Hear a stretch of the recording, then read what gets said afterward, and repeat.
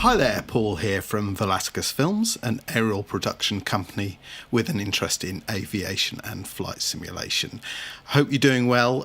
Today, a new aircraft, well, new to me anyway. It's the Bombardier Challenger 300. It's a paid aircraft. I absolutely love it. I was looking for something slightly bigger than the Cirrus jet that has the sort of speed of an airliner and the range of an airliner, and this is it for me. I'm going to be doing a flight today from Iceland, actually going from Rejkavik airport, which is sometimes subject to some confusion because when people say they're flying to Rejkavik, they often mean Keflavik, which is the one on the far west coast of Iceland. So Rejkavik airport is actually the city airport, and that's one that we can fly in and out of in the aircraft such as the Challenger 300. Absolutely love this aircraft, as I said. It's one that does take some getting used to. It's not the easiest aircraft to fly.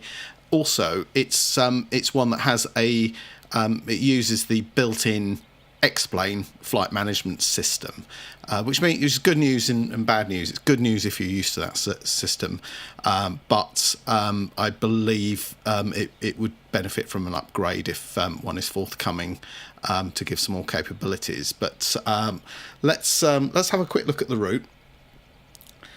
So we start at Rejkavik in Iceland. I'm using Navigraph charts for the navigation today, and just zoom in a little bit there, and just coming into the UK from north of Scotland, and what we're going to do is fly to Cumbernauld, which is a relatively small airfield near Glasgow. However, it is of a size that the flight management system doesn't recognise it. So what I filed on the flight management system is a flight into Glasgow, and I need to add Cumbernauld as a waypoint on the route, which I will show you in a moment. So basically the route goes from Rejkavik airport, and we're going to fly an instrument departure and then pick up on the route itself from there, then into the UK airspace and Scottish FIR, over Stornoway, and then the last waypoint, and then direct to Glasgow, and that's what I filed in Navigraph. As I say, we can't file really to Cumbernauld because it doesn't appear on the flight management system. In fact, I think I was able to put it in here and it's picked it up, but it's there's no charts or anything associated with it. Okay, just a quick look at the weather at Rejkavik. So I've got 4Flight running, or I did have until I closed it down. 4Flight is able to pick up the weather in various places around the world. I don't have any kind of subscription for Europe, and one is forthcoming, which is quite exciting news, so I hope to be able to try that out at some point. So we're at Rejkavik. BIRK is the code for there.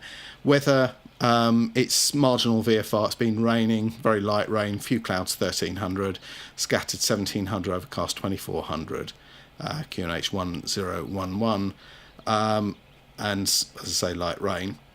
And if we have a look then at Glasgow, which is where we're filing into, we've got IFR conditions at the moment. We may end up having to go in there. So the wind is from the east, 17 knots, quite strong. We have had thunderstorms in the area, and that's showing under the weather. Broken 2200 cumulonimbus, which are your thunderstorm clouds, of course. QNH 1015. So we're going to keep an eye on that weather. The biggest concern is whether we can descend below the cloud base in order to get to Cumbernauld, because that is not an IFR airport. So Glasgow is an alternative.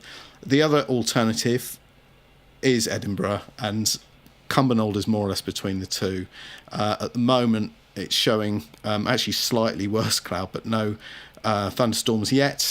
Few clouds 1200, scattered 3000 cumulonimbus. So those are the developing thunderstorm clouds. QH1016, a slightly higher pressure than at Glasgow. The other thing I've been trying out in ForeFlight is the checklist.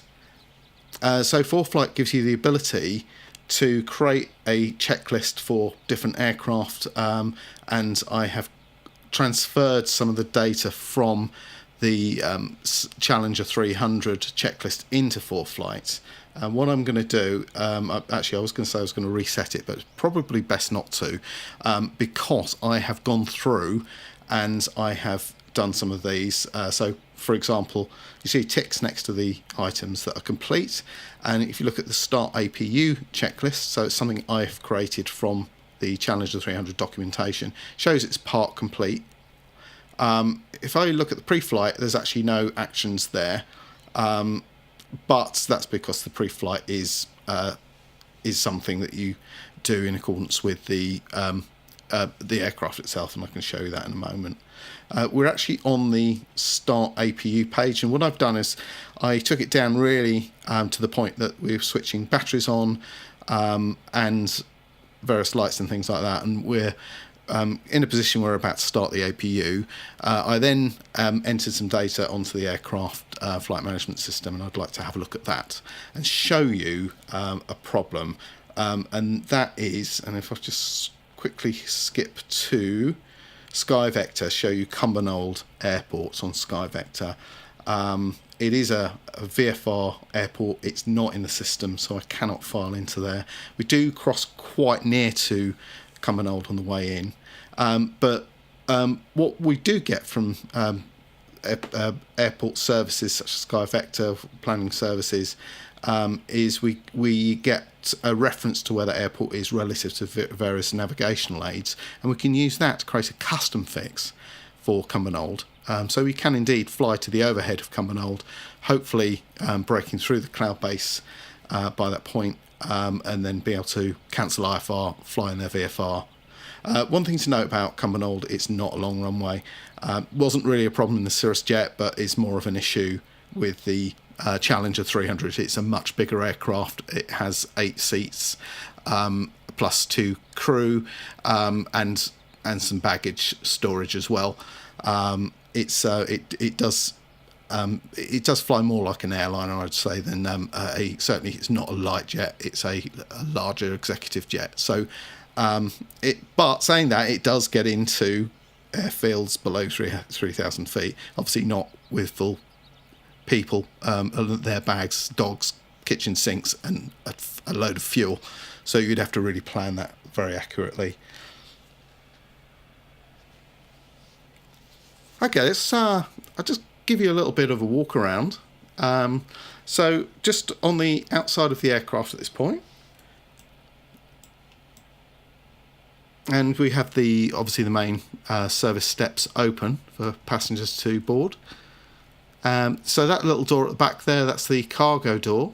It's difficult to actually get close enough for you to see in, but it's probably best if I get into the aircraft and actually show you from the inside.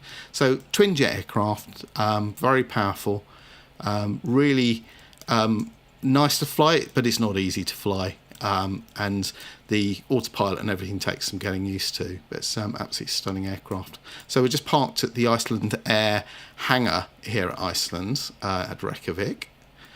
Let's get into the cockpit, okay, and what I can do at this point is get up. I do like this feature and explain, and show you some of the modelling in the aircraft itself. So I've got the external power on at the moment, which is powering all our instrumentation, and get the batteries on as well. And you can just walk around, which I really like. I do like this kind of immersion factor that you get in X-Plane. I think it's been missing for too long. So we can actually step outside of the aircraft if we want to. Let's step into the cabin. So it's an 8-seater aircraft, obviously luxury seating. We have some video walls here which are showing various images, and they're configurable, and I'm thinking of adding some of my own in there. What else have we got? Well, we can actually Also control the music system. So that's pretty cool. And we've got various other controls. If I go into the animations tab, we can close the blinds, or you can do them individually. We can switch the cabin lights on and off. We can open doors automatically, although you can also do that interactively. And you can also bring the tables in and out like that. So it's really nice. So let's go to the rear of the aircraft now. And so this is the toilet. So there's not really anything you can do in here, so you can't actually go for a poo or anything like that. There is a mirror. I don't see myself in there, surprisingly. And then if you go through this secondary door, step back to allow that to open. This is kind of the baggage, cargo, and wardrobe area. And there's our rear door open, and we can close that now. So lovely animations. So it's very immersive, as I said. You know, you really feel that you are flying this thing. And close that door as well. So I've set up some various views on the aircraft. So the left and right wing, and a general sort of sitting in the cabin conversational view, we could call it.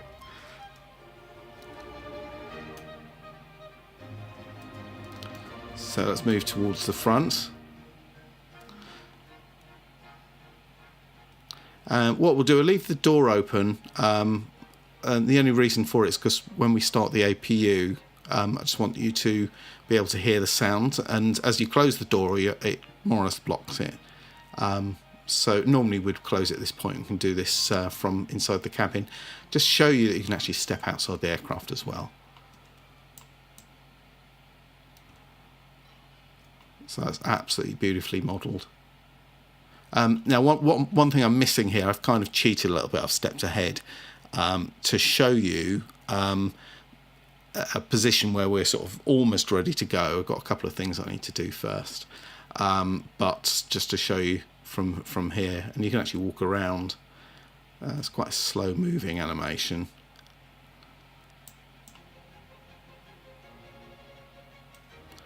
It doesn't completely go up the steps. You kind of float into the steps.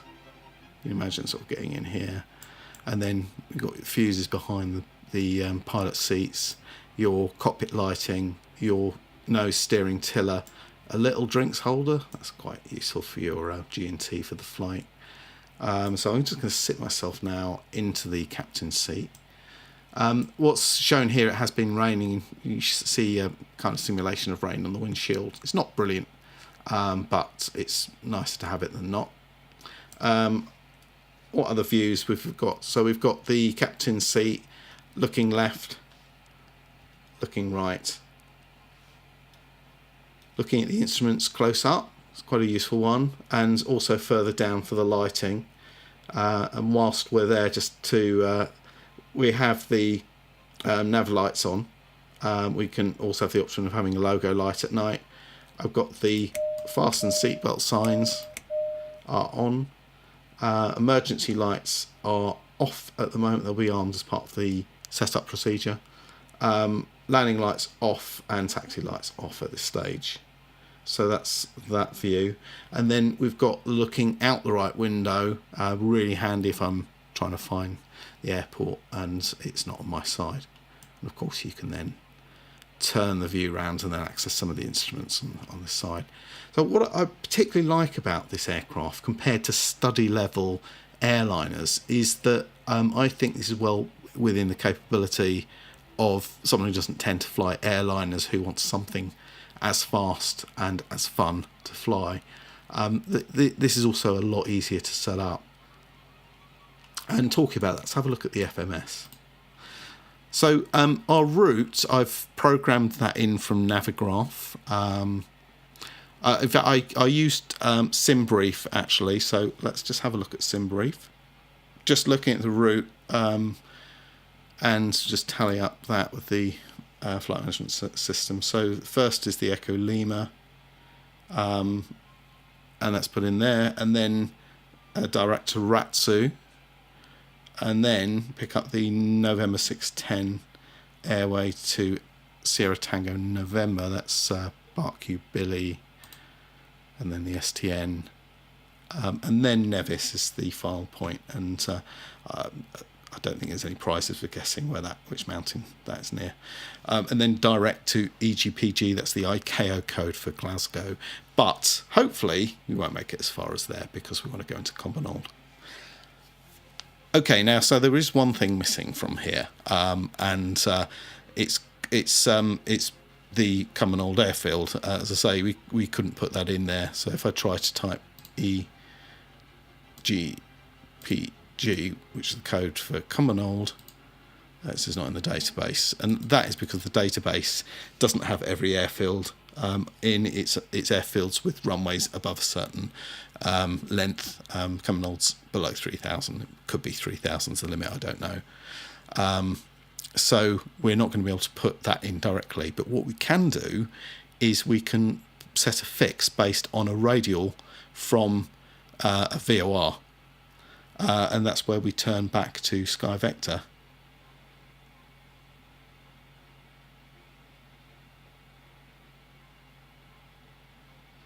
So Cumbernauld is 17.1 miles from Glasgow, the Golf Oscar Whiskey VOR, and that's all the detail we need. I don't use this built-in thing very much, thankfully. 070/17.1.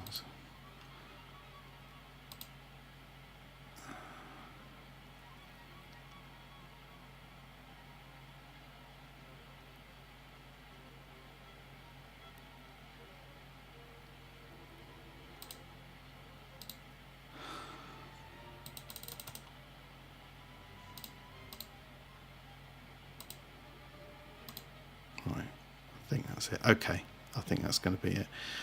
So it's set a custom fix for us.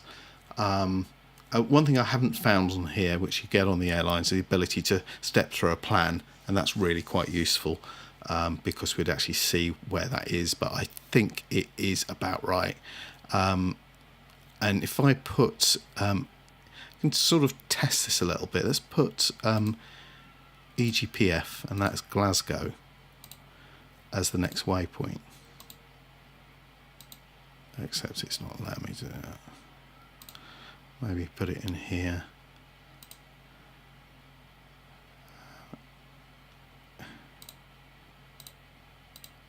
EGPF, direct, execute, go to the legs page, and we've got that. So that's 261 degrees 17. The distance is right. 26 is 080. That's not right. It's not far off though. That's not far off. Actually, that's pretty close. So that's the vector 261 from the from this fix that we put into Glasgow. The distance is correct. It's just about 10 degrees off, but that's really not an issue. We're going to be very, very close by that point.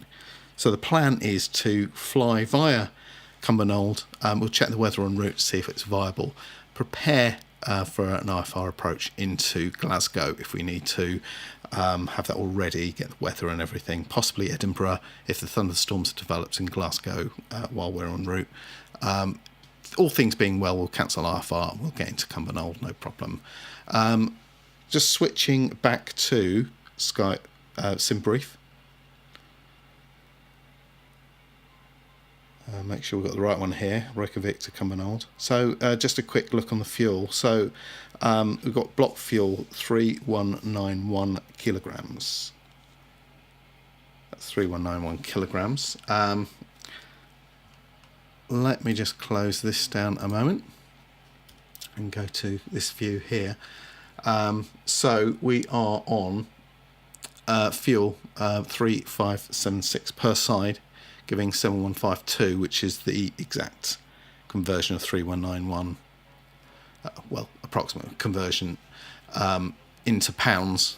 So we've got kilograms on SimBrief, but this being a North American aircraft, it has defaulted to pounds, and there's probably a way of changing things. Same with the pressure setting. That's in inches of mercury, although there is a bit of a cheat. We can actually, as we change that, in fact not from there, but we change it from the side, you can actually see the number in QNH 1010 at the moment, which is 2985. And we can make that change, and that's important because our weather is going to be coming in millibars. We need a way of converting that. I think there is also a way in which we can configure that as well through here.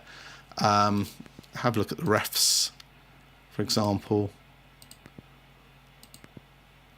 Okay, so this is one thing we can do. Change it to millibars or hectopascals, which is exactly the same.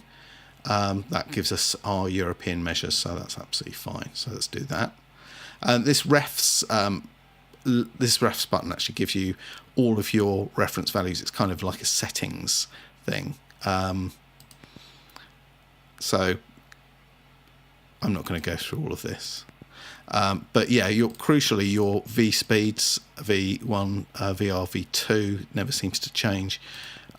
Your VT, VGA, VREF, your final reference speed, your minima 600 radio altimeter, and then some other settings in there. So that's fine. And if we leave it, that will just go away on its own. Okay, let us prepare the cockpit and go through the rest of the checklist. And actually, while I'm thinking about it, I do like the music playing there, but I'm going to switch it off. So turning to ForeFlight again, I've gone through up to starting the APU. So I'm going to keep the doors open so you can actually hear it sound. It's a really good sound. Very simple. It's just APUs tend to be. So let's zoom in here. I move to the start. And you can hear that now, can't you? And we get confirmation of the RPM and EGT on here.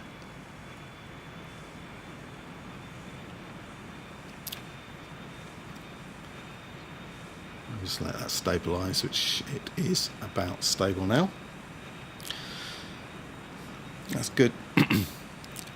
Next thing is the electrics, and this is a panel that actually appears in the pedestal down here, but if you click on the screen it comes up. It's very useful. It has the ability to switch between left and right, and I'm going to use the right hand side.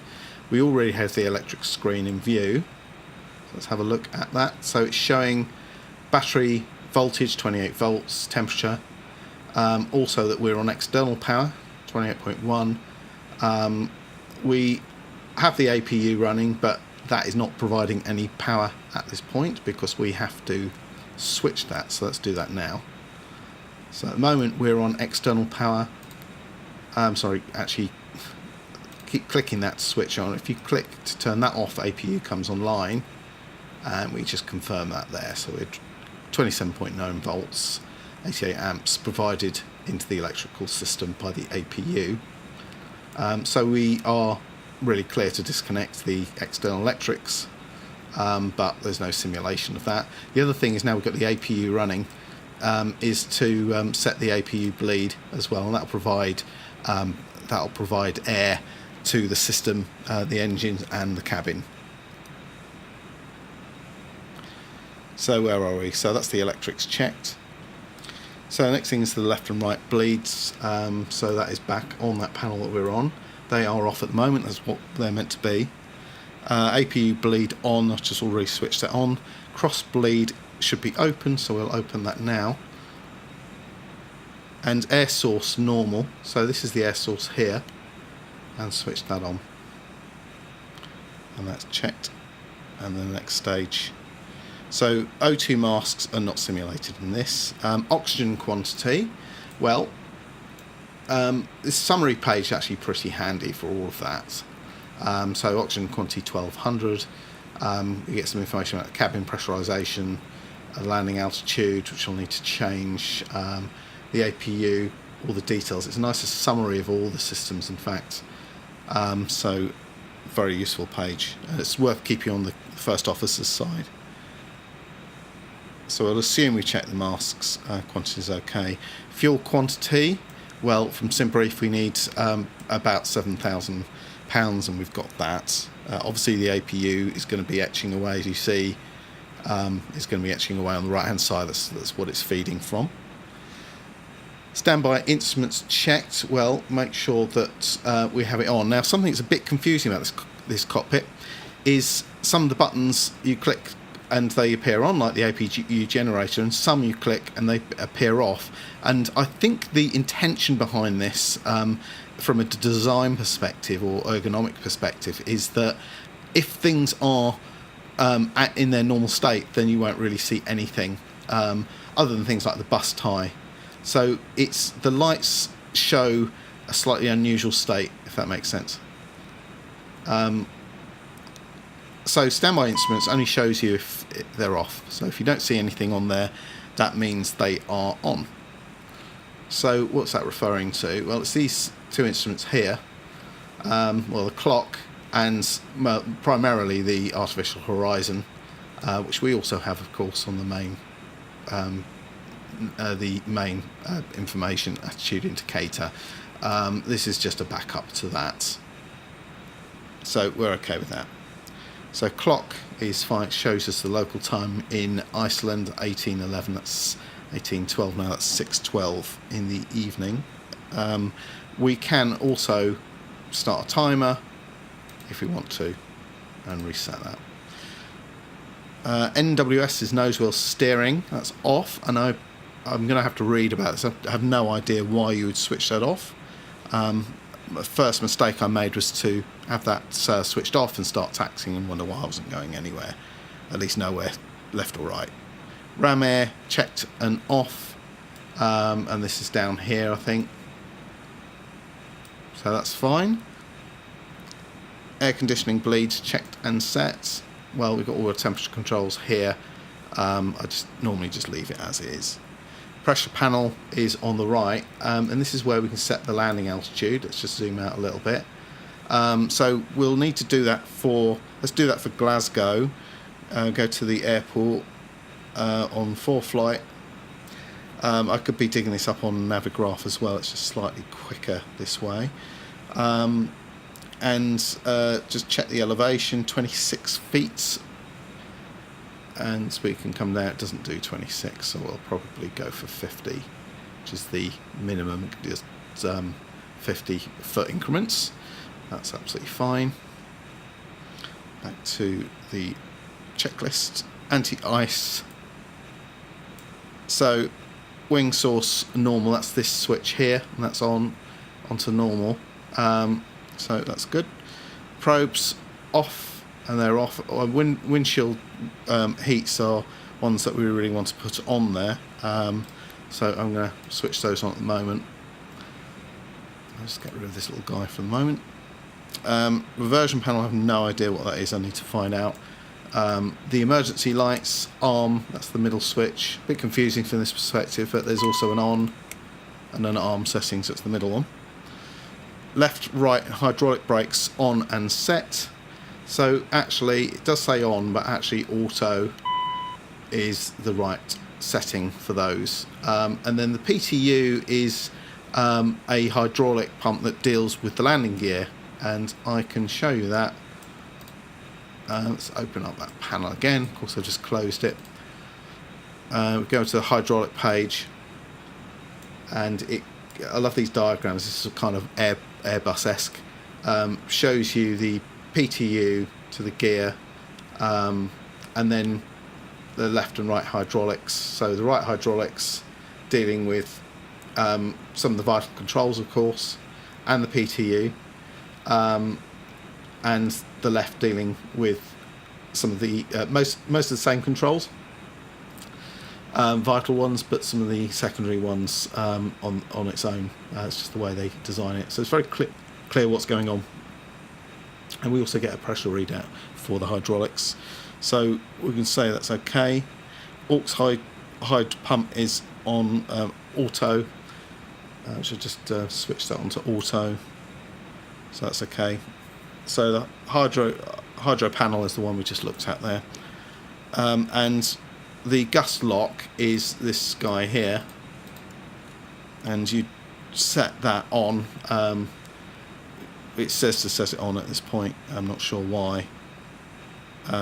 Possibly for engine start, as a way of making sure that your throttles aren't advanced but ahead of idle.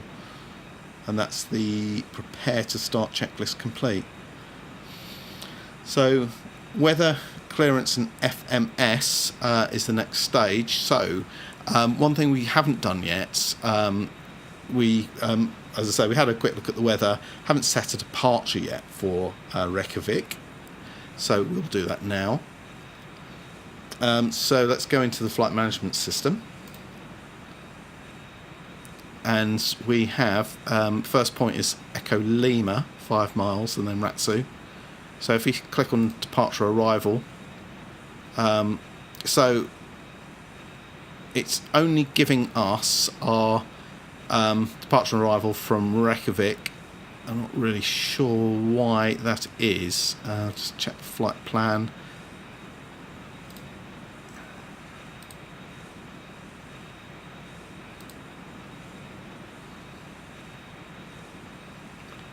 Yeah, I think it's because we haven't. Yeah, I can see why it is, of course. EGPF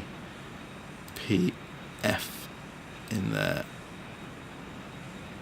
So if we now go to departure, we get departure and arrival at Rejkavik and the arrival into Glasgow, and that's because I couldn't put Cumbernauld in there. So let's do the departure from Rejkavik at the moment, and SimBrief said the Echo Lima 4,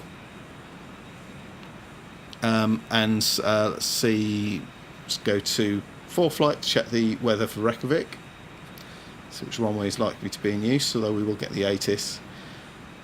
Let's do that now actually. 1281. Here it is, on standby. Rejkavik information, Juliet 1700 Zulu weather. Wind 160 at 10. Visibility 10. Rain. Sky conditions 1300 few.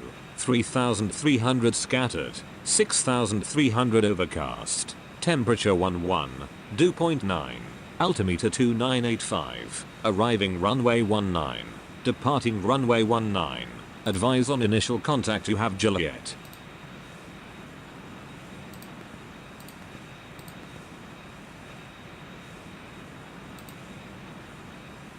2985, okay, so that's the pressure set correctly. So we're selecting runway 19. Information, Juliet 1700 Zulu. I'll just shut him up a minute. The next thing is to have a look at the Rejkavik departures. I couldn't select the one I wanted actually, for some reason. Don't know why. The database is up to date, so that doesn't make any sense at all. Just see what we have on offer here on the SIDS. So we're going out on runway 19. Which is the best one for us, about 5,000 feet, I think. So we've got the choice of the Echo Lima 2. Let's have a look at that. And you know what, that's fine. That's probably about right for us. So 19, obviously the southerly runway, and then we turn to the Echo Lima, which is actually part of our route, and of course we pick up on our planned airway from there anyway. So let us file for that then. So that's the Echo Lima 2. And the transition for this, well, we want Echo Lima really, don't we? Which is not on there. So it's going to expect us to put a final fix in, which we have Metil. That's probably a good one to use. It's one at 10 DME, that's not named. And all these other ones are useless to us, so let's put Metil in and execute. I can just see the navigation display change as we put that in. I find this is actually one of the weakest points of this aircraft system. It is really difficult to read. Even at that zoom level, it's quite tough to read it. So I'm just glad I've got a backup, really, which is my Navigraph charts. But then that sucks in terms of the sort of ground detail and other information you might need. It's very much an IFR chart. So that's all set up. Let's have a look at the legs now, check for inconsistencies. So take her from runway 19, 3 miles in is the first point. Turn to the east towards Echo Lima, and then from that point, because we've already got Echo Lima on our plan, we want Echo Lima then direct to, well, I filed direct to Ratsu. What I'm going to do actually is just going to follow this, so Metal and then Ratsu. That's quite a journey, 365 nautical miles. Let us go in and just close this a moment and edit the route. Now, editing the route in Navigraph is an absolute nightmare, really. You cannot put departure and arrival routing in there, which is a shame. Although I'm going to be testing an upgrade to Navigraph charts, and I'm really looking forward to that. And hopefully by the time you see this video, that might even be available. What I'm going to do is I'm just going to replicate some of the points of the departure on here. We'll start with Echo Lima, and then there's that D14 Juliet. Forget about that. Put in Metal before Ratsu.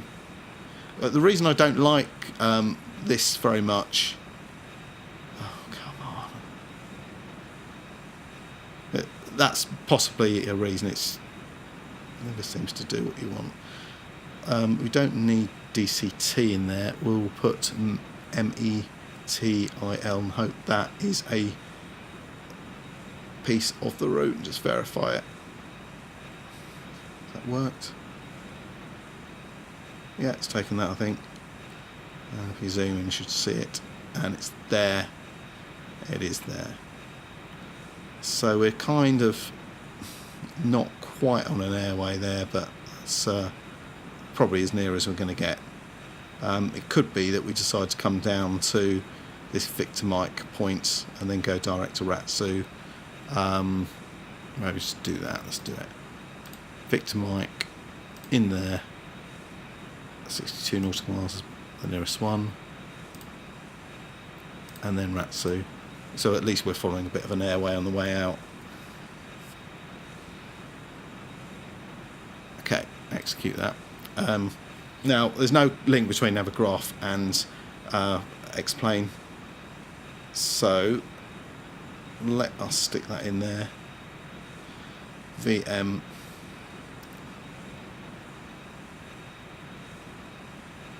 and there we go. Perfect. Okay, let's get going. So this will be tracing our departure, and in fact, if we get the departure chart open for Rejkavik,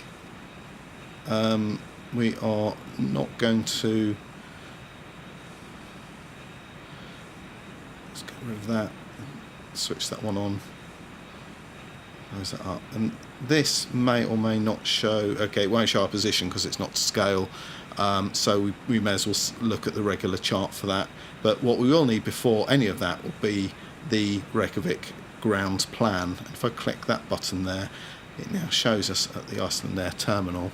So while I've been whittering away, you see we've actually burnt over £100 of fuel just through the APU. So normally you don't start the APU and give a talk as I have. Runway 19 is basically we need to swing around and cross over the runway 19 and then taxi up to the threshold. But it's heading out in the direction we want to go, which is great. The other thing that we need is to put the flight level in, and it has given us 410 on SimBrief,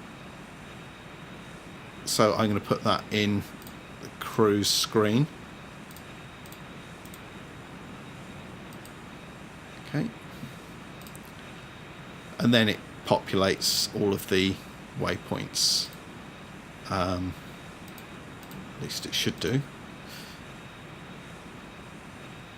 Not sure why it's not working there. Okay, I don't know, it's a mystery to me. Anyway, so we'll that'll be the final cruise level that we'll be going up to. And back to the checklist. So weather and everything, so check that. Clearance, FMS all done. Doors, beacons, sign. So we've got the seatbelt sign on, we've got the nav lights on at the moment, so that's all very well. We're going to put the beacon on because we're going to start engine soon. Park brake, so that's it's like a car handbrake on this aircraft. So that's set, and the other thing to check, make sure hydraulics are over 2000, and just have a look at the brakes. Oh, yeah, okay, so it's on the yellow here, so 2850, so it's over 2000, that's fine. Chocks removed, we did that as part of the walk around. Gust lock off now, so that's your throttle lock. That's off. Thrust levers idle, check. Engine run switches on, so just zoom out a little bit for this. So this is where we need to close the door. I'll check all around. The door can be closed either by getting up and physically closing it or doing it through an animation. We'll do it through the animation on this occasion. Rear cargo door is closed as well. And you can hear the AP is still running, but it's a lot quieter now. So the engine run switch are these two toggle switches down here. So right engine first, got the park brake on, into the run position, and simply start igniter.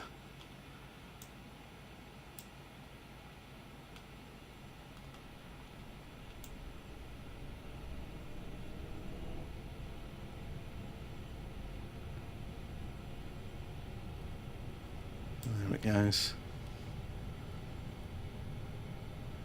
GT rising, N1 rising.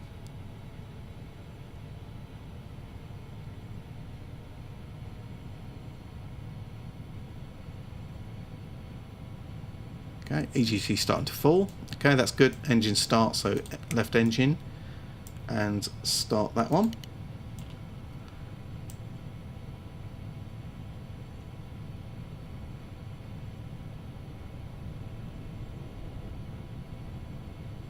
So it's semi-automated for you, it's very easy.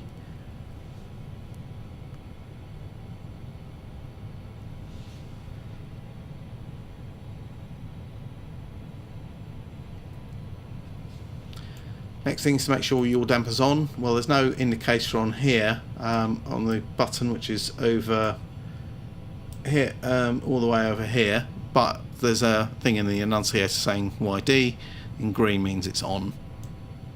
The other thing is a flight director. There's two buttons. One is the captain side, that points to the left, and meaning that I'm controlling autopilot. So your damper on.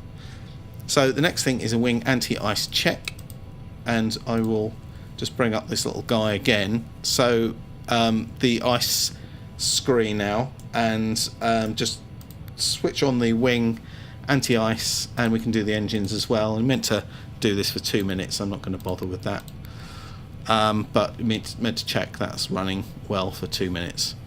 So we can say, yeah, that's fine. Windshield heats are on, and that's because they're actually off, or the light's off. As I say, it's kind of makes sense when you're in the cruise, but not when you first get into the aircraft. Probes will be off, but we won't switch those on until we're ready to go. Flap set for takeoff. So these are things that typically ideally want to do whilst you're taxiing, but I'm going to set this here.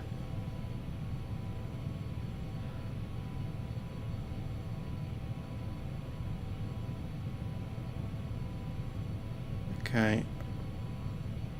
Flaps 10 degrees, so that's the takeoff setting. Hydraulics checked, so happy with that. I'm going to put the PTU hydraulic on now. So that's good. Flight and ground spoilers checked. So that's down here. We've got the ground spoilers to auto. So that's the normal setting for that. And the flight spoilers are up here, so they're stowed, which is the correct setting.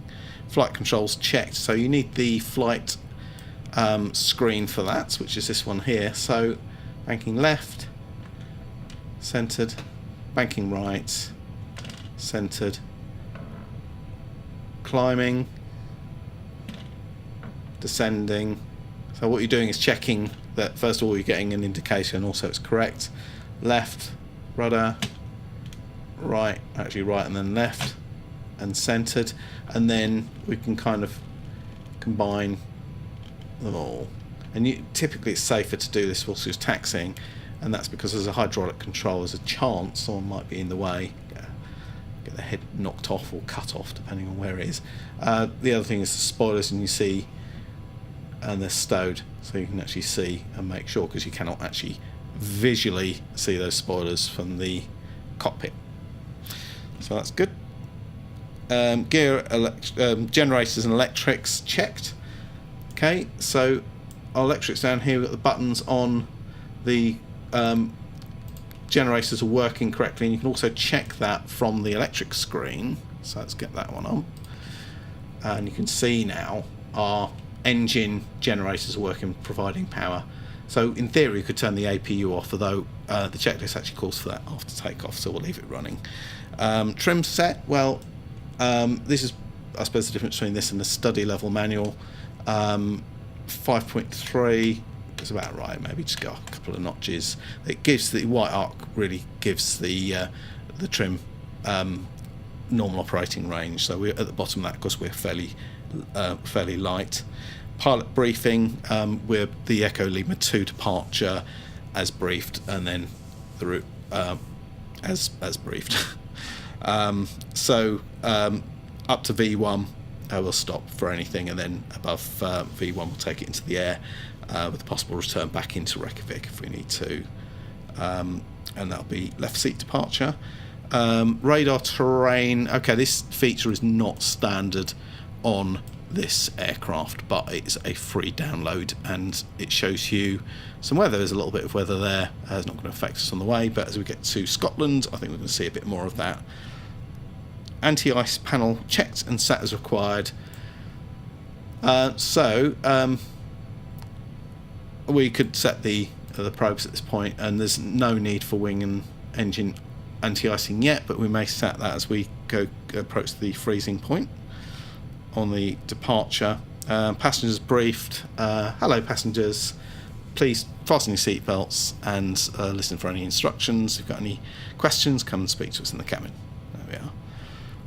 And at this point we're going to set ourselves back here, and I love this feature, right? Do not disturb. Okay, they are briefed. Nose wheel steering on, and CS is the crew alert system. It's alerting us the crossbleed is open, and I am going to close that. Parking emergency brake is on, which we know about, and we want to keep that on until we're ready to taxi, which is the next stage. Okay, so first part of the taxi check is the brakes and nose wheel steering. So what I'm going to do at this point is just switch to the charts, Navigraph charts. It's lost my position. Let's open that up again. Taxi. And just click this little guy, and that should appear, which it does. So we're going to do a left turn and then go out on Echo to cross 19 at Echo. And then we can actually go back to the checklist for the rest of the checks. So quick look around. Nothing on that side. It's good. We've got our taxi clearance now. Release the brakes. And one other thing I find with this aircraft is what I'm doing here is just using one of the throttle levers to control the aircraft, because it is just so powerful. If you don't do that, so you end up just over speeding on the ground. Okay, so that's where we're heading, where those flashing wigwags are. So this is stock. This is Rejkavik stock scenery. It's actually quite good. I have been buying quite a lot of scenery and also downloading some of the excellent free scenery available. Let's go through the rest. So we check the brakes, they're working fine. Nozzle steering's obviously working. Fuel balance check. Well, it's not so uneven that I'm too bothered about it, so that's absolutely fine. Thrust reverse check. We can actually check this at this point. We've got the reversers on, and they come off, which is, I think, what we need to do. Engine, instruments, and N1 bugs. I am going to just bring up the refs section. Now, one thing is, this aircraft will grind to a halt quite quickly in the event that you don't have a little bit of power. So we see KLM 737 doing something near our runway. So V1, 116, 120 and VR. Flap set for takeoff, just check 10 degrees set, which is what we want. And then the autopilot set. What we will do with this is go down to the engines and click the toga button, which is that one there, and that puts an annunciator up on here. And we've got our clearance across, by the way. And have a quick peek. All looks good. And these are the bane of my life, these KLM aircraft. So we need to do a slight right turn and a cheeky left. It would be practically impossible with these guys blocking. Oh, what a shame. If you wait for them to move, you'll be waiting all day.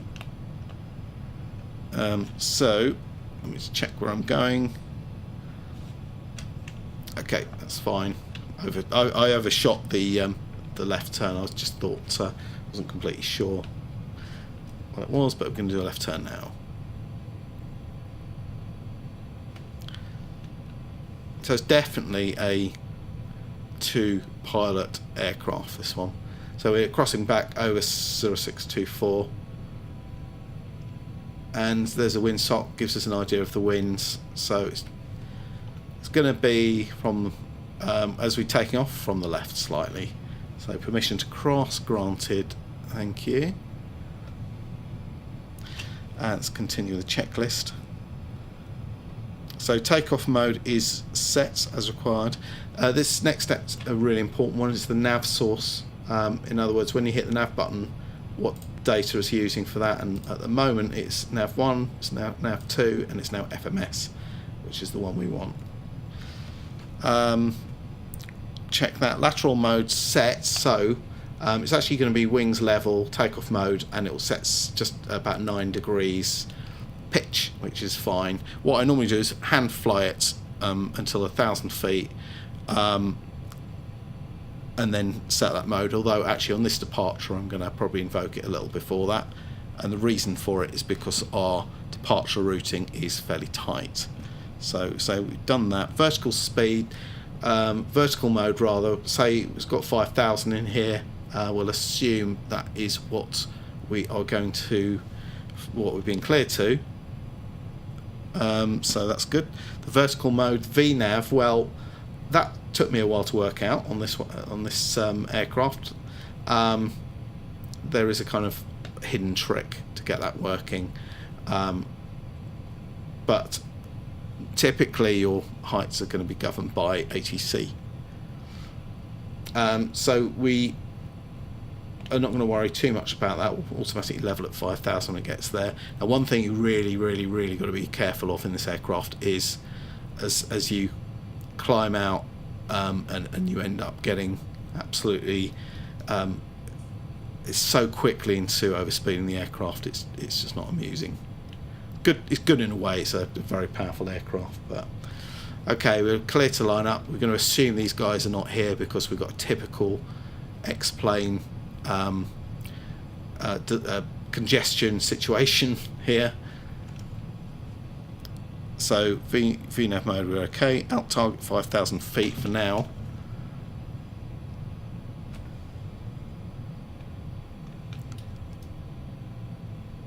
Yeah, so the helicopter's there, the KLM's there. What a shame. It does mean that we have to imagine they're not, obviously, for departure here. Let's do the lineup checks. So cabin signs cycle on and off. There we are. Let's just put the brake on for the moment. Probes and anti-ice. Well, we already stuck the probes on, and that's because you can't see anything there. Lights, strobes. Well, we want the landing light on. We now want the strobe on. I'm not going to put the logo light on. We don't need that. Wing inspection light we don't need either. Transponder. Okay, we don't have a code here. Let's put that on to TARA. And then CAS is our crew alerting system. There's nothing on there, which is good. That's what we're going to check. And then the next checklist after takeoff checks. So let's switch back to Navigraph and just close that, and then we'll zoom in on the route.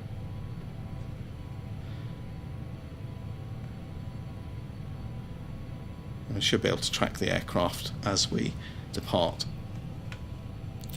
Okay, so we are ready.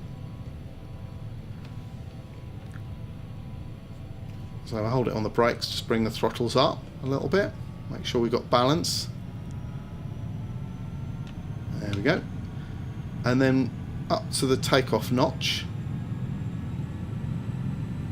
The wind's very, very slightly from the left.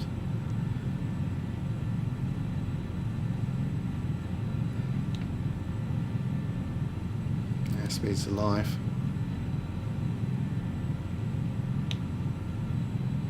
And there's 120. Start the rotate. Gear up. And I'm going to switch the autopilot on at this point. Speed good, flapped up. And set the nav mode. And just zoom in on the display, and it's going to the first waypoint 2 nautical miles away. There's our wing view on departure. Gear is up. And click on the little icon thing, see our path now. So now turning to that Echo Lima, hopefully, which is our first waypoint. And we can bring the power back a little bit to climb. So up to 5,000 initially. Just watching that temperature, we're quite low there, and we've still got another cloud layer. So I'm going to switch our anti-icing on at this point. And there's the rain effect. It's quite realistic. It's not as good as on some of the other aircraft. Right, here's where we need to be a little bit careful. Let the speed build up to 250. Now, there's no auto throttle by default on this aircraft. It's just the captain's right hand. I caught it that time. I've been absolutely blasting through in the past. Just want to make sure. So there is an option actually, you can simulate an auto throttle. We're going to treat 6,000 the transition level today. So let's do that now. Say we've been cleared up to our flight level, and what we can do is now switch VNAV on. Okay, and then what we do is click on something like the VS or flight level change. I don't know why that's not working.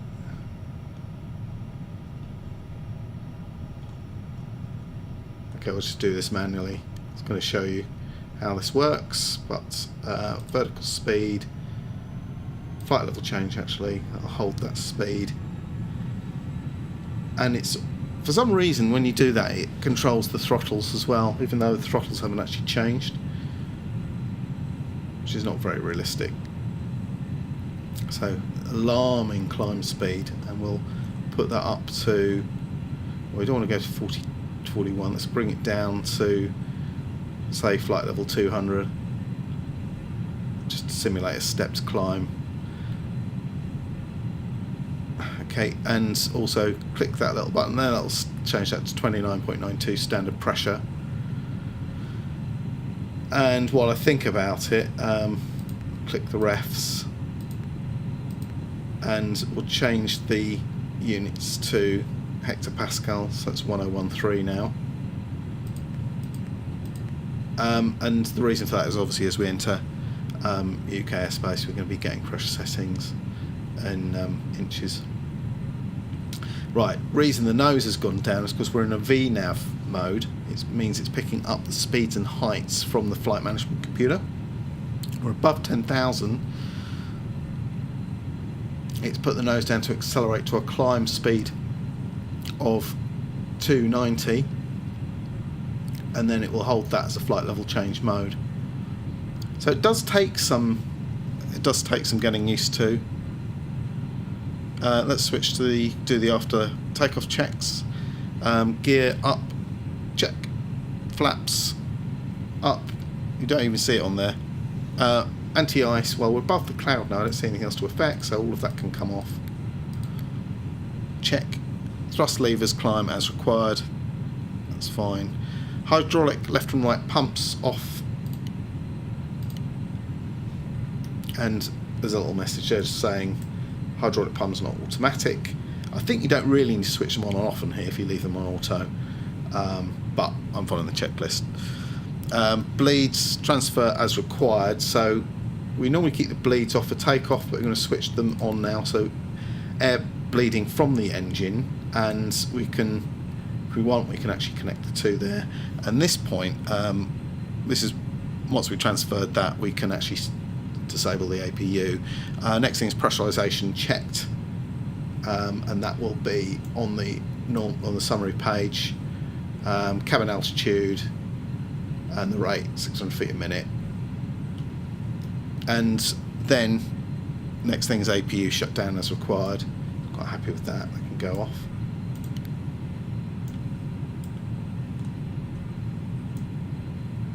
And we're running now off the air bleeds from the engines, and just check any messages in here. So cross bleed open, hydraulic pump not auto, that's fine. That's just because it's white, it's just information only, so that's fine. So passing 10,000 feet, of course we've already gone through that. Altimeters on standard already. O2 mass check, and the oxygen quantity is okay. Cabin sign as required. Well, it's a nice smooth flight situation, so seatbelt sign can come off. And exterior lighting, well, the landing lights can come off. Taxi lights off. The strobe can stay on. Everything else can stay on as is, so happy with that. And the next thing is the descent, and that will be obviously a bit later on the flight. So let's just zoom out a little bit so we can see a bit more of the route.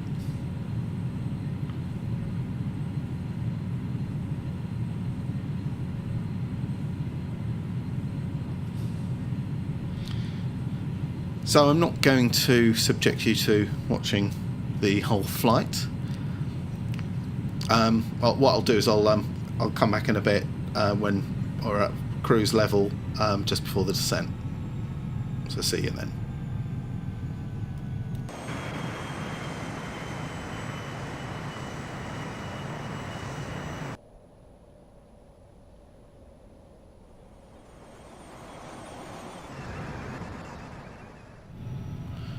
Hi, it's Paul here again, just joining me in the descent, just passing over the north part of Scotland towards Nevis, and in the descent passing through 27,000 at the moment.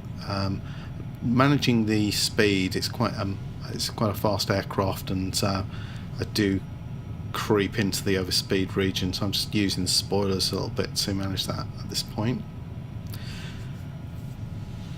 As I say, I've had a problem with the flight management computer, and I ended up losing the route, so I've had to put that back in, which has taken about 45 minutes. So not really impressed with that, actually. At the moment, we are heading towards the Golf Oscar Whiskey VOR, and I'm going to proceed VFR to Cumbernauld from there. That is weather permitting. So let's have a look at the weather, see how that's progressed. So 33 minutes ago, 15 minutes ago in fact, 0206, broken 4400 and cumulonimbus in the area, but thunderstorms seem to have moved away, so that's good news. So I will. I'm thinking we might be able to do this flight from the VOR to Cumbernauld, which is great, which is what I intended. At the moment we set it up for an ILS into Glasgow. Let's just get the charts up and just put EGPF. Normally you wouldn't need to do this because it would already be in there. So there's the chart there for runway 05, which will be the favourable runway based on the wind, which is actually starting to shift a little bit, but still a favourable runway there. If we need to, that is. At the moment, just going to continue as we are. So hit the GOW VOR and then head off to Cumbernauld from there. What I will do actually is I'll set that up in 4 flights. So we'll set up a routes. EGPF GAL and EG, I can't remember the name of it now.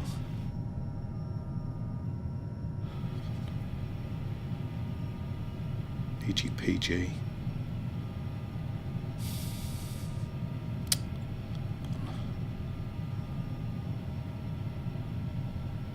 This aircraft is very easy to get the wrong side of. Let's see, yeah. So if I switch into navlog, GAL to EGPG, 18 miles, exactly the fix that we're trying to set up. Okay, so I've not been watching what's going on here a little bit. It's starts to level off a bit because it's following the flight management computer, and let the speed bleed off quite a bit. We should be up at about 310 at least on the speed. So say no auto throttle on this, which does make it a little bit more work. So in case you're wondering, this is the orthographic scenery for Scotland.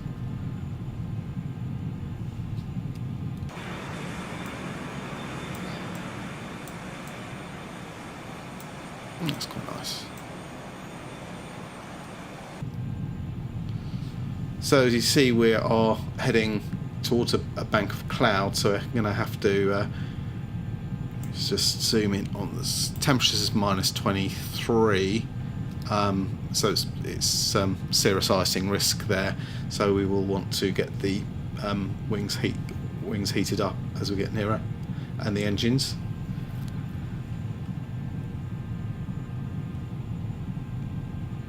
So the speed is currently being set from the flight management computer, because I've got the VNAV set, which is not allowing me to change the speed bug on there. So it's set at 290, so that's absolutely fine.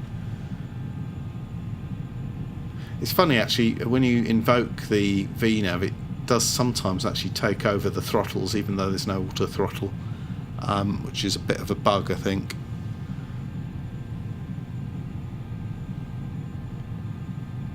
So I'm going to leave that map open for us just in case we need it in 4 flights, and switch over and just check our route. So we're about to approach Nevis. Now, one thing about the flight management computer in this aircraft is that it sometimes does not register that you've actually flown past a point. There is a bit of a tolerance, which if you're too far away from the point, it doesn't register you arrived, which means that you pass a waypoint and it thinks you're still on the way. So we've got 5 miles to go there. I'm going to closely monitor this as we proceed, and that will then descend us to be at 5683, approximately at the Glasgow VOR GOW. But it is a 50-mile journey, so there's not really much point in descending rapidly on that journey. And that's what happened, is it started leveling off and I wasn't controlling the speed. So now we just passed the Nevis and we are on the descent to the Glasgow VOR, and you can see on the vertical speed now, you see we've actually started descending about 2,000 feet a minute, which just seem a little bit aggressive. Going to bring the power back a bit. After all I said about the auto throttle, the kind of automated feature that seems to kick in, even though it doesn't have auto throttle, it didn't work then. Speed started creeping up, so you do have to monitor that a little bit. So 48 miles to the GOW, and we are about to enter cloud, so let's get the wing and engine anti-ice on. Also, just passed through 18,000. I just saw some lightning there. That's a bit scary.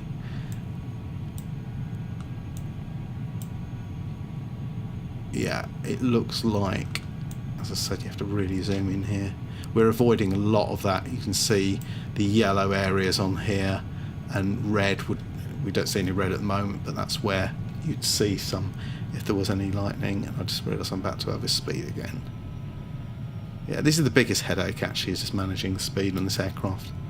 Right, passing through 18,000, so we do have some checks to do in 4 flight on the checklist. So fuel quantities, we are good. We've got over half fuel still, and we're nearly there, which is great. Altimeters set local. I need to get the value from 4 flights for that at the moment. We are on QNH 1016, so let's set that now.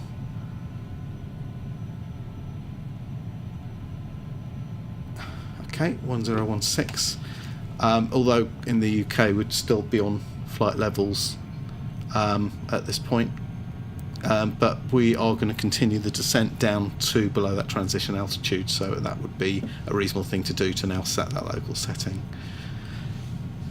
Landing elevation, obviously the reason for confirming it, just in case we change, that's 50 feet. It's actually only 25, so that's fine. Anti-ice we have deployed, and we've got the wing and engine plus all the probes and windshield heats on. Landing data, well, we've got the approach all set up, and we've got the chart ready in Navigraph charts.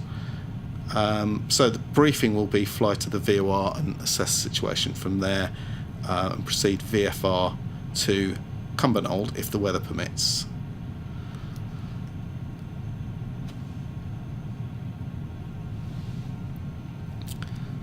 So as we descend, we obviously need to, we're descending at 310 knots. As we get near our 10,000 foot transition altitude, we need to switch over. Ooh, weather's suddenly picked up, that's nice.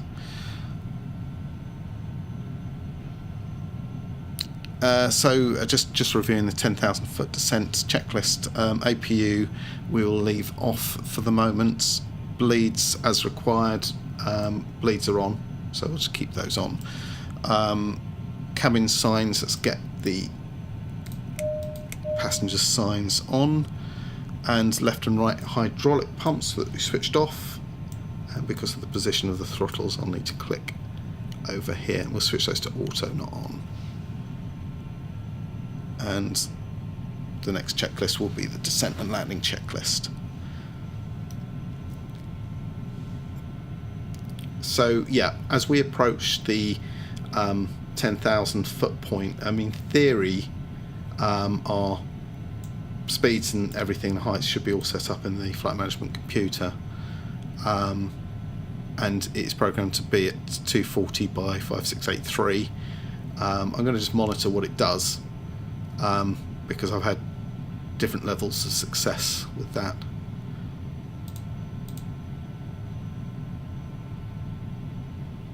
So I'll just switch that off for the moment.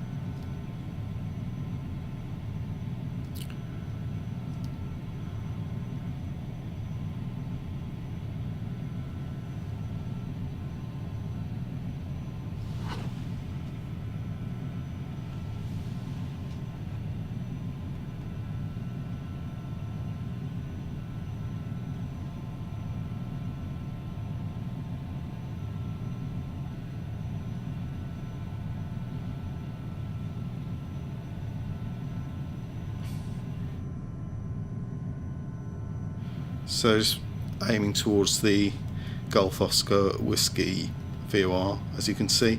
It's not marked onto our Navigraph chart because we have not actually filled out the rest of that. I could have actually added GOW after Nevis. And then Cumbernauld, as you can see, is actually the marked on there, so we could actually monitor our progress that way. Now, interesting to see what happens as we approach the 10,000 foot point, whether the speed will shift down and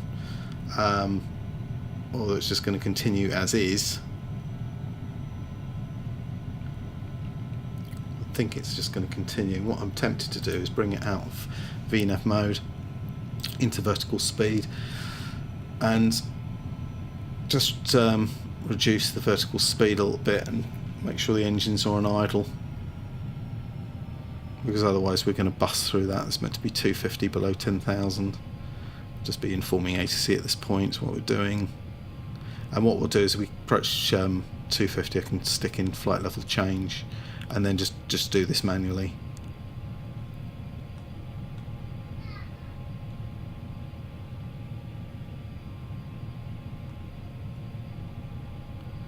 Okay, just approaching 250, so flight level change, and you can refine the speed then to be exact, and it'll just continue the descent.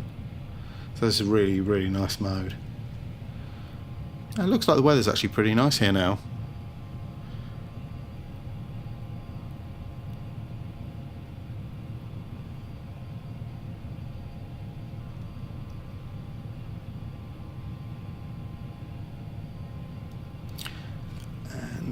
Check our temperature, so we're still below 0, so we'll keep the engine and wing anti-ice on. So let's have a quick look at the 10,000 checks. We've done that already, actually. So we don't have any weather for Cumbernauld, but I'm going to look at the weather at Glasgow and Edinburgh and interpolate. So it's kind of northeasterly, and we need to just check the runway orientation for Cumbernauld as well before we arrive. Currently descending to 3,000 feet.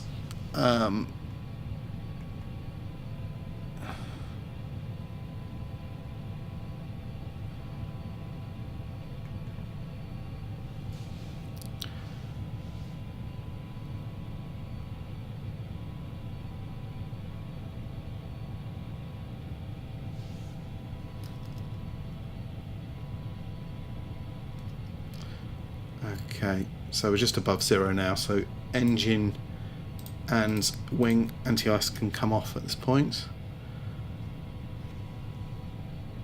Very close to Cumbernauld now. What I'm going to do is just set up our heading 0, 70.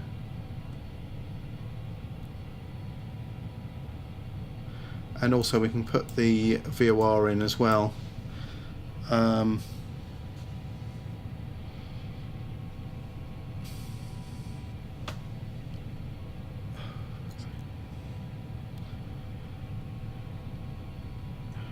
Just get this sort of thing you really need to get done in advance. As we get near, so Gow is 1154.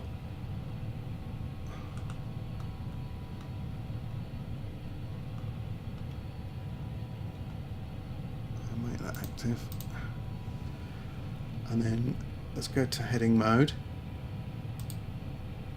So that'll start a turn now. So we've got a bit of rain. That's not really too concerning for us at this stage. And I need to, we've got that in there. I need to change the nav source now to nav 1 and the course 070.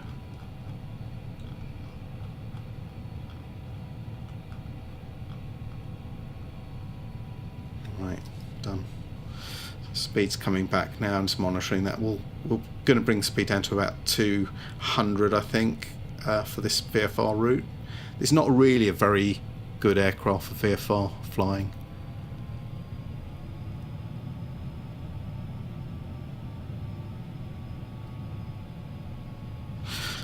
Let's have a quick look at.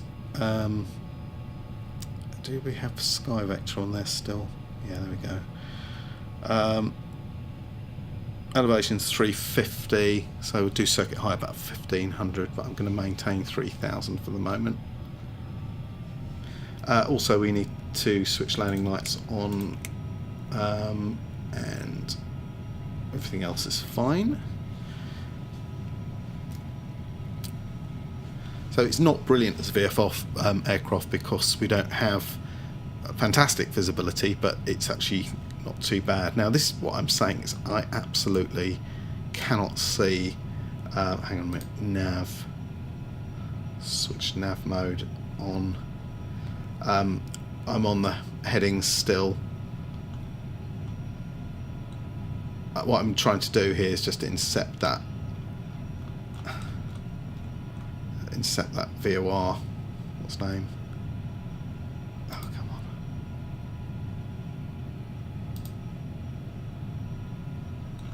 I cannot read these screens. 5.4, so about 12 miles to go.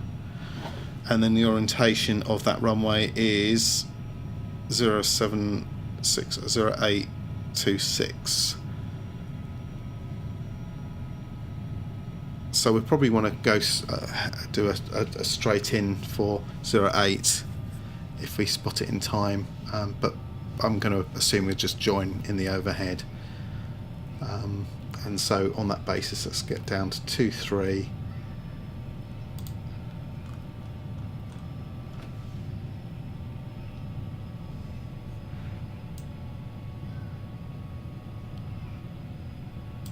So this is just orthographic scenery. There's no other modifications, so it looks pretty cool. Alright, so it's picked up on the VOR now.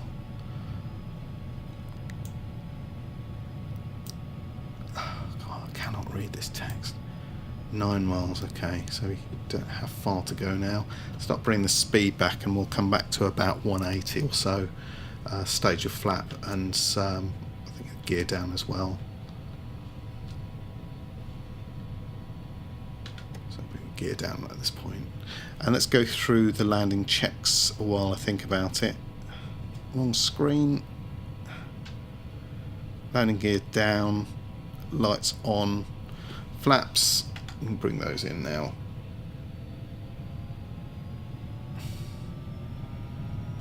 Yeah, once you've got the gear down, that really hammers the speed. And just check for any enunciators. So the only one is the cross bleeds are open. I think I'm going to close those, just to get rid of that message if anything.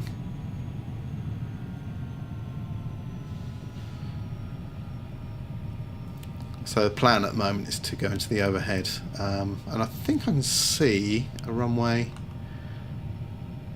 I think that's it. And if that's the case, we should be alright as a straight in. I'm going to switch the autopilot off at this point. And another stage of flap.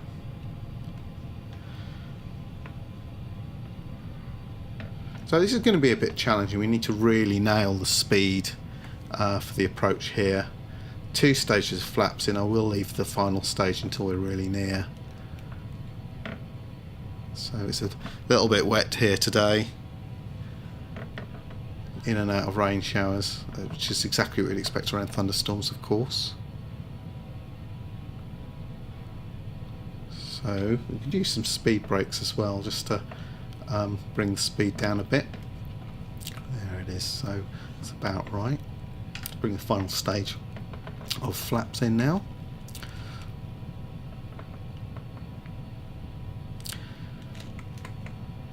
So this is not the stock scenery for Cumbernauld. It's actually a free download by TDG, one of the, I think he must have produced more scenery than anyone I know. It's all free as well. It's fantastic. So a bit below the glide path, as you can see on the vases. Okay, it's coming in. So I'm trying to keep the speed absolutely under control here, and we don't have any room for mistakes.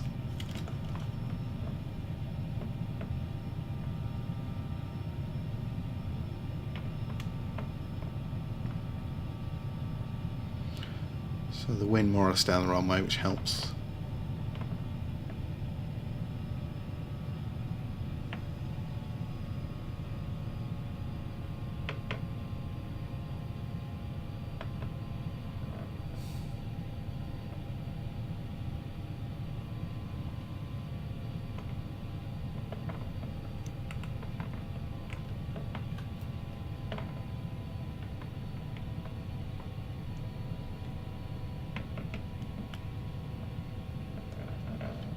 Okay. Configuration.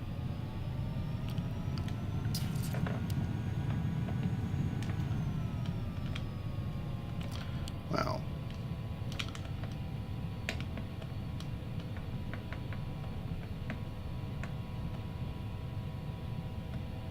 There's a bit of grass coming across the runway there.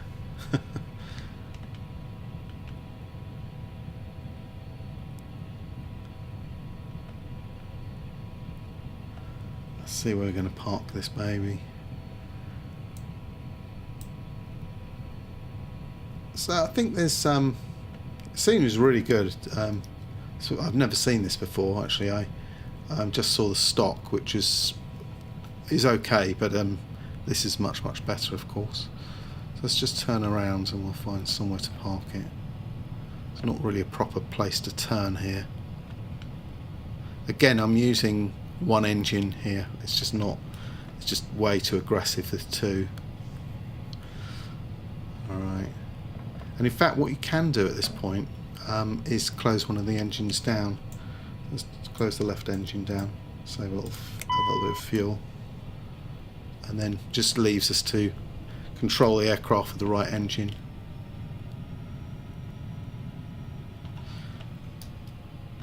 Okay, I'm gonna nip in there next to that shed.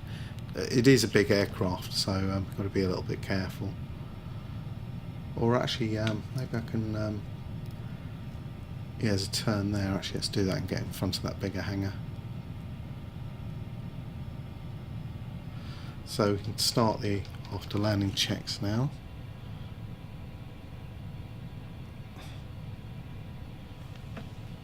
Okay, so probes off. That's one thing that they say. Switch them off at the earliest opportunity because they do burn out. Windshield heats, well, we can switch those off as well.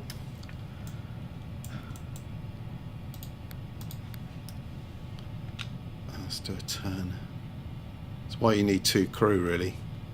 One can be getting on with this. So anti-ice is all off, so that's fine.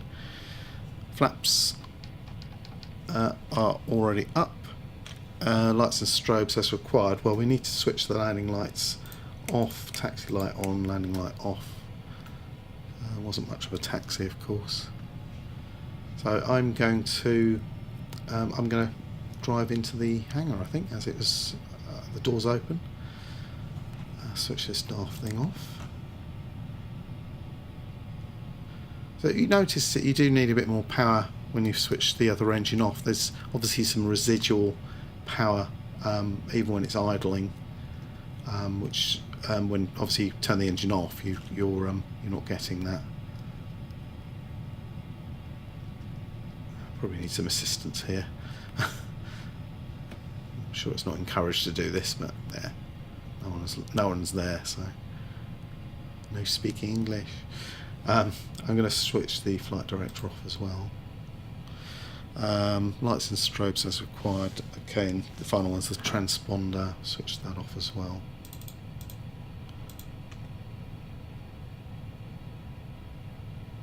Good stuff. And parking brake on. I'll just check that is set.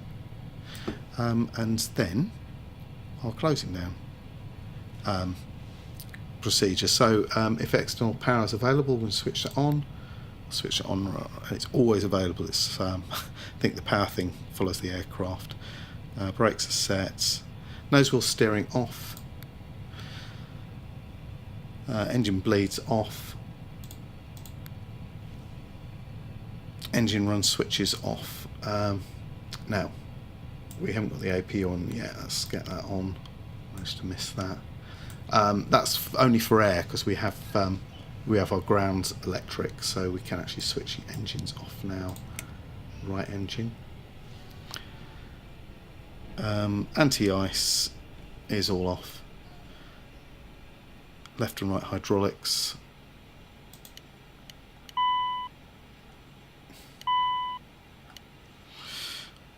Okay, aux hydraulics off.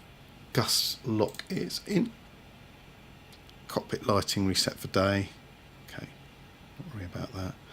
And then final closing down if you want. So, we'll leave that actually because we'll let the APU run.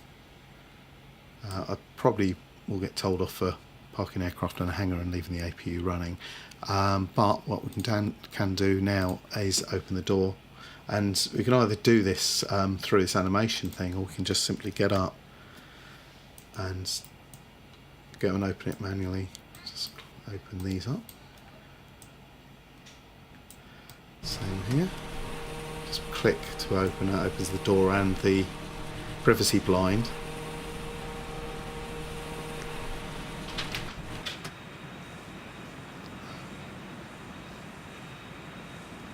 And there we are in the hangar. So the AP is running.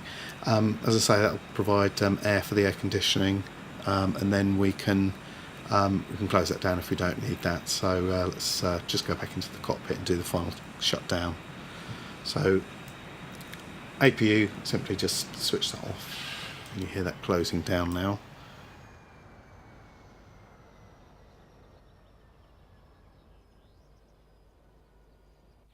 APU shut down now. Next thing is air source, so it's up here. Switch that off. The emergency lights can come off now. Standby instruments off. Left and right batteries off. So we are on external power. If we were not at that point, everything could go dark. Parking brake is set as required. So we wouldn't always set that. It could be that we're chocked, so we'd probably leave the parking brake off, and cabin restock, empty the toilet, clean up, restock with booze. So we're done, and that's it. That's it. It's a brilliant aircraft, really. It's compared with the Cirrus jet that I have been enjoying flying. It's it's a bit more white knuckle getting into these smaller airfields. I mean, this airfield will be at more than suitable for the Cirrus jet, but you have to really nail the speed, and we had wind down the runway, which was useful. So a trip from Rejkavik. It it wasn't a long flight really. I did have to pause the flight a bit because I screwed up the FMS, and I need to just find out whether it was me or maybe there was a bug. But thanks for your company today. Do subscribe, give it a like and a comment if you wish. I will see you on the next one. I do have a load of extra aircraft, so I'm really excited to do some flights with that. Also, I've got a huge amount of additional scenery as well, so I'm going to be doing some flights to showcase that. So do subscribe to the channel. You'll get notified when I put up new videos. Any questions, please put them in the comments, and thanks for your company today. Take care. Bye now.